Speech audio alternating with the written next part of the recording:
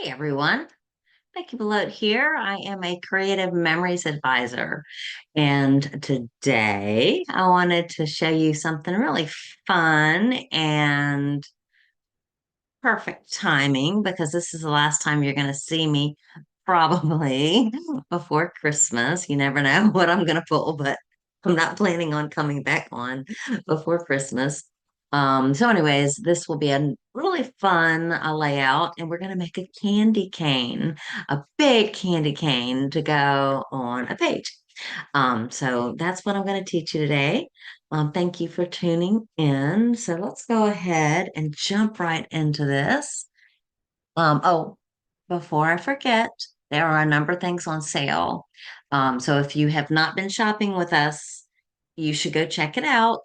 Go to creativememories.com, find an advisor, and if you don't have one, pick me. Beckie Belote. I am in, like I said, Newport News, Virginia.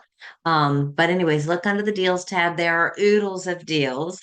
Some of these items are gonna sell out, their last chance.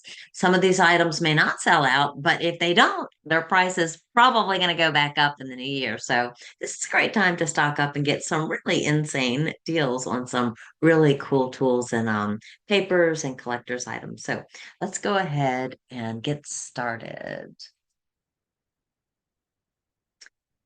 Let's plug it in so that I can change my screen. Oh, here we go again. I value you guys. I'm that professional person, okay? All right, let's go ahead and get going. All right, look at there. All right, so I do have all right, all right, I brought out my oval cutters, okay? If you don't have the oval cutting system, you want the oval cutting system. You need a self-healing mat. You need some blades and the patterns. We have all kinds of different sets. The oval set is one of my favorites. I use these three a ton. So it's a really good value. I just use them a ton. But the one we're using today is this one. All right. So it is not the biggest, it's the second to the biggest. All right. So we're going to pull these away so you don't get confused. So the second to the largest. All right. And what you're going to do is you're going to start by cutting. You put the little tracks. If you haven't played with our cutting system before, we have these little knobbies that are actually blades that have little knobs on them that fit perfectly in the tracks. All right, and then they cut different radiuses. So this is the exact same idea, except for you can see how the yellow knob is farther from the knobbies on the blue than it is from the red. So they both will work with any of our cutting patterns. They just cut a different radius. All right. So I am going to start like, if you think about a candy cane, it has a little crook, right? So I am going to start by going about halfway in. This strip of paper is just a scrap, but it's about 4 1/4, and this should give me plenty of space. So if you want to work with the scrap, 4 1/4 by 12 probably is what you're going to want. All right, doesn't have to be 12. All right, so I'm gonna go right here because it's about kind of halfway around the oval, and I'm gonna go just around like that, about halfway to the other side. All right. I'm gonna do the same thing with the blue blade on the inside. All right. So I'm gonna put there's another track right in here. I'm gonna put the little knobbies in the track and do the exact same thing on the inside. All right, that looks pretty good. I'm gonna pull it away and let you see what I've got here. All right, you see that? All right, so that is the start, my friends, of a candy cane. All right, and then I'm gonna grab my straight trimmer, which is this big thing that right now I don't see. Oh my gosh, how do you lose a straight trimmer? I remember thinking, oh, here it is. I was gonna sit on it. All right, so now what I'm gonna do is I can see it, but you all probably can't. I am going to put that cut line here in the groove. And to make sure that I have the cut line in the groove, there's this little guide that has that little whisker on it. And I'm going to make sure that whisker lines up to that cut line. I'm going to scoot it over a little bit. because it's not lining up. There we go. I want this to be perfect. All right. So hopefully you can see that that is lined up right on top my cut line. All right. So I'm not going to pull that away yet, but I'll let you see what I got. You can see better what's going on here. All right. And then I'm going to do it again. What I'm going to do, well, I don't know. It's just not ideal because I know that you can't see that very well. I'm gonna pull this out of my way. All right, now I'm gonna do it again. So again, there's another cut line that I'm going to put as close as I can to where I think it belongs. And then I'm gonna grab that little line again and keep scooting until it looks like it's gonna cut that perfectly. This time I'm gonna be really careful because I don't want to go any farther than just right up to where it cuts there. Here we go. And if I missed it, it's all right because I can just kind of pull it. There we go. All right. All right. And then right here, what we're gonna do is just cut across. Probably could even use your scissors if you want to at this point, just to cut to that point. And I missed it just a bit, so I'm gonna snip it. All right, so now we got a candy cane. All right. Or we have a big giant J. We're gonna use it as a candy cane today.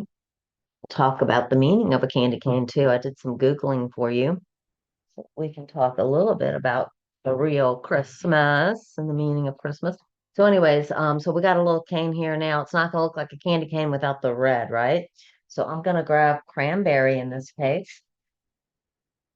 And I am going to cut myself about, with this gigantic candy cane, I'm going to cut about a 3/4 inch strip. 3/4 inch. So that's just that's what I did on my last one. That's gonna be good. But if if it's not 3/4, that's okay. That's what I'm using today. All right. And then what you're gonna do is grab your adhesive and just imagine what a candy cane kind of looks like. And I'm just gonna put a little bit of adhesive there. I'm gonna line up my candy cane kind of at an angle. I am going to flip it upside down and I am going to cut that off. Don't care about the other side for now. And then I'm going to do it again and put as many stripes as you want to. If because of the angle that I just cut, it should match back up perfectly over and over again. I'm using a solid. Now I'm going to get this while I'm going to cut now.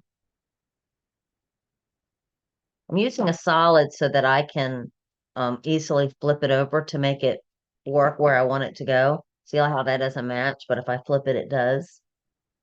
If I had double-sided, we would be forced to maybe it not have it match.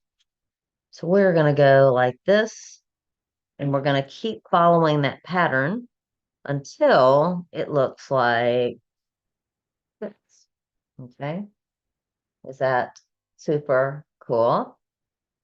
All right, so very simple. When you get up here, when you lay it down, because we do change angles, when you put it down, kind of overlap it like we did the first time, and still do the same thing. It's just that you're not going to keep being able to line it up perfectly like we did those first few, but you are going to be able to just snip that off and round it up, and it's going to work perfectly. Is that cool?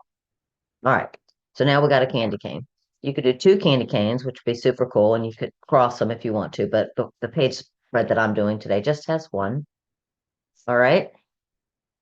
So easy. So all we used is the cutting system to do this, the oval patterns with the red and the blue blade and the straight trimmer. All right.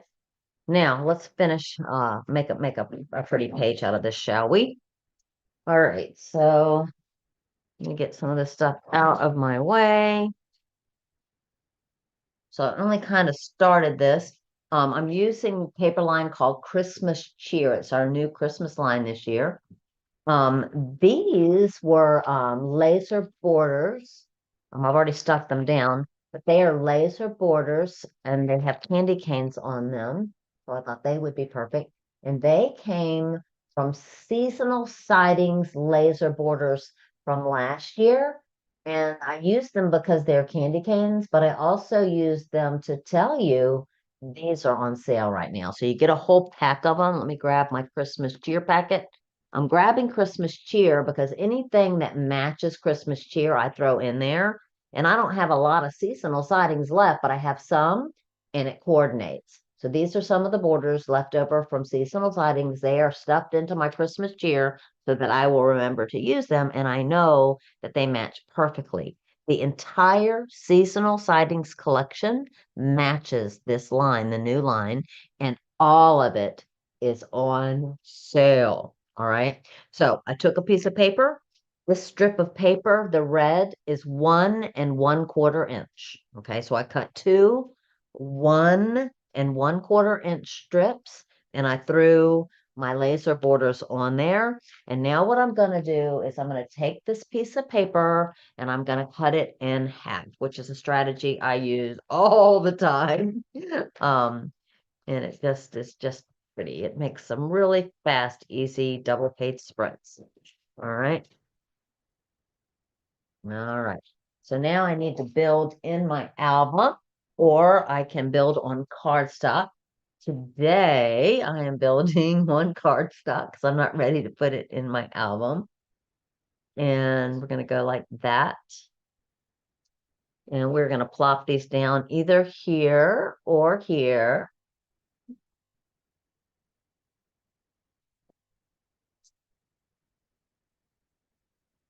And throw it here on the side.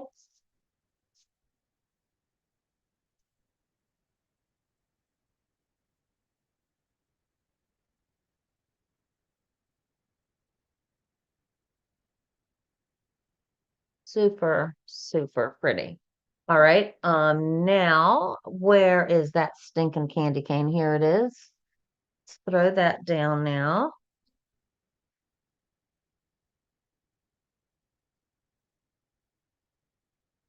Actually, this was actually a not the real thing. I was just testing to see if I could make one. So I need to actually swap out my real candy cane with real paper in a little bit. I need to finish that one. All right.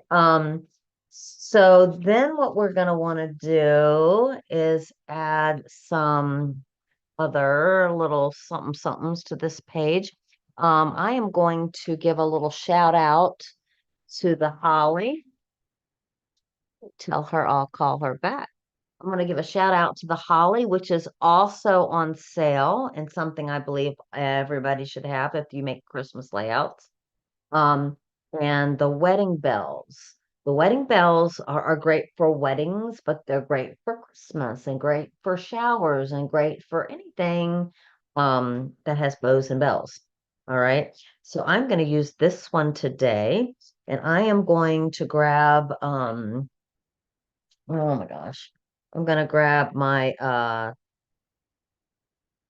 this is a silver like a I think it's called platinum shimmer paper so that I will have shiny bells. And I'm going to do it again with a cranberry cardstock for my bow to be a different color. So now I have two bows. I mean, two bells and bows. I'm going to cut off the bow here. And I'm just going to put some adhesive on the silver part of that bow. We kind of did the skill last week, didn't we? If you watched me last week with that camera that we did. All right, so isn't that pretty? So now we have a pretty little um, shimmery bells with some bows on it. And now I'm going to cut some holly with my holly punt.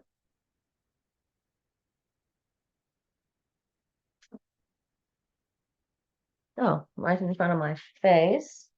Yeah, we're probably telling you that. Need some green. I'm gonna do, I guess, several of these. One, two, three. You could do more. I'm gonna do three. And I'm just gonna throw some adhesive down here and throw those down. No rhyme, no reason. This little thing, and then I'm gonna add, ooh, I think I'm gonna pop this actually. If I can find my squares. Let's see here. Hmm, let's do that. Space I got under there. I'll choose one of these smaller ones.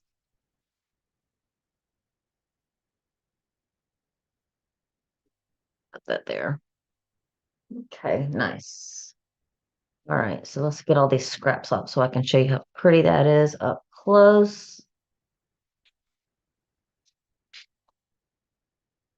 Is that nice? A little embellishment down there. All right, so what else do we want to throw on here? So we don't have a ton of space on this green panel, so this is a 3 by 5, a little something something there to add in that little space. I'm on purpose kind of tucking it under that piece of holly there to give it a little bit of dimension. Let's see, what else do I have? I cut a couple of 3 3/4. These are 3 3/4 by 5 3/4 blocks that I knew would fit nicely there.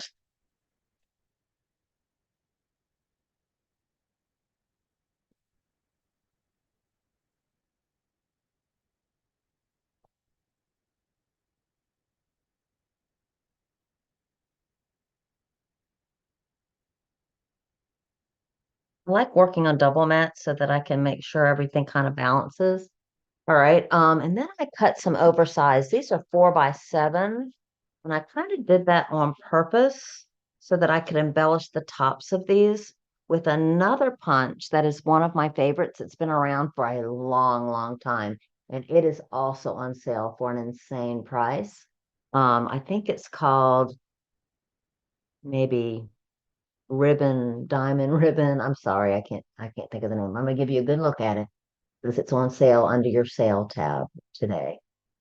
All right. And I'm going to use a contrasting color here. I am going to grab my the actual tool to use for the border maker here. I don't need a whole length. This should be enough, hopefully. All right, so let's just go down, cross our fingers that we have got enough. All right.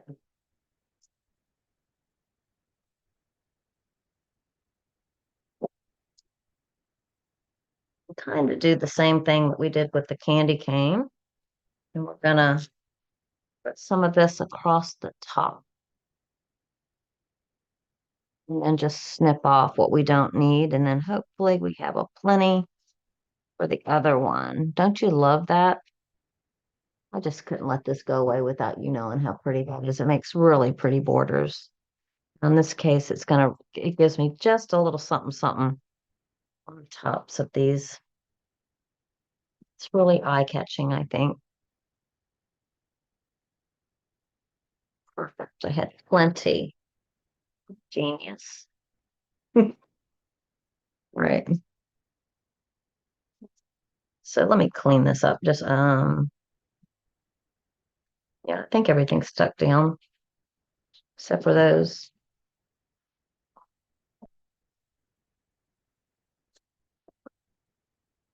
All right, that's good. It's like I got a little gemstone there from something. Oh my goodness. It's really stuck.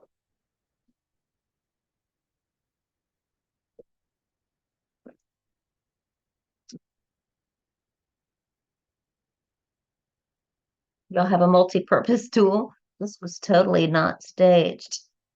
It really is stuck. There we go. Wow, that was really stuck. All right, so that takes care of that. All right, so that's cool. And then what else do we want on there? How about maybe a white circle or oval? We'll go with oval since I have my ovals out.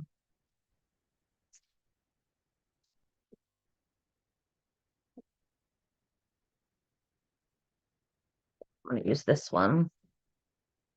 I'm using the blue blade because I'm not cutting a photo, I'm cutting a mat for a photo.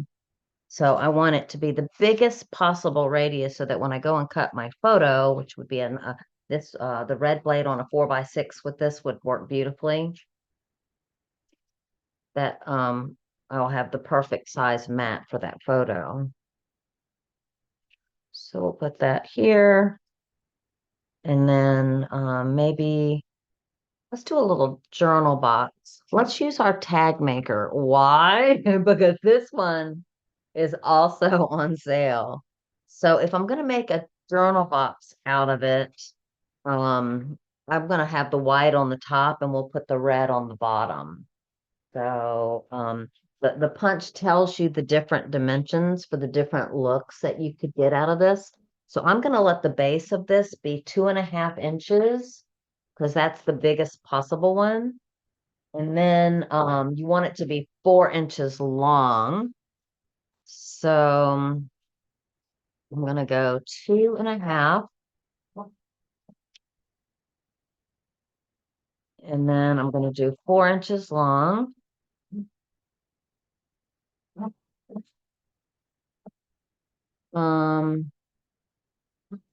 Because this is a journal box, I'm going to make it a little longer. I'm going to do 4.5.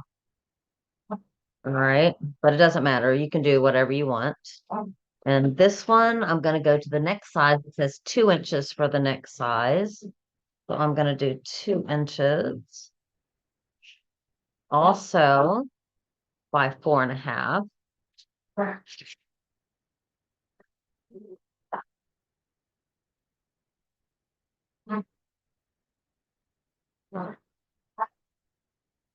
Are y'all getting, oh boy, I'm a messy scrapbooker on, right?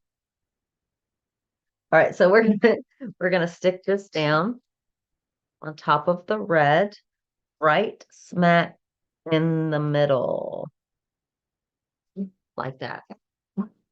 And then we can put it in our tag maker and punch. And we have a beautiful little tag here. And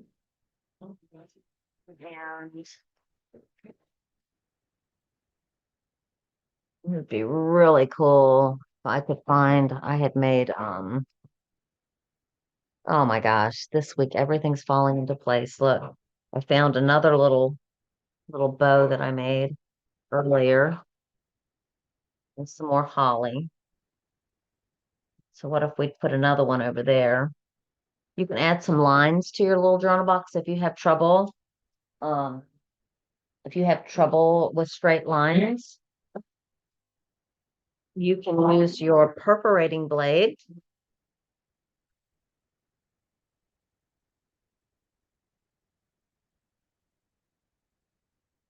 And just cut some lines on it. So I'm just gonna make sure that the red is actually on a line so that I can ensure that my lines are going to be straight. And then I'm going to scoot it 2 lines out and 2 more lines out.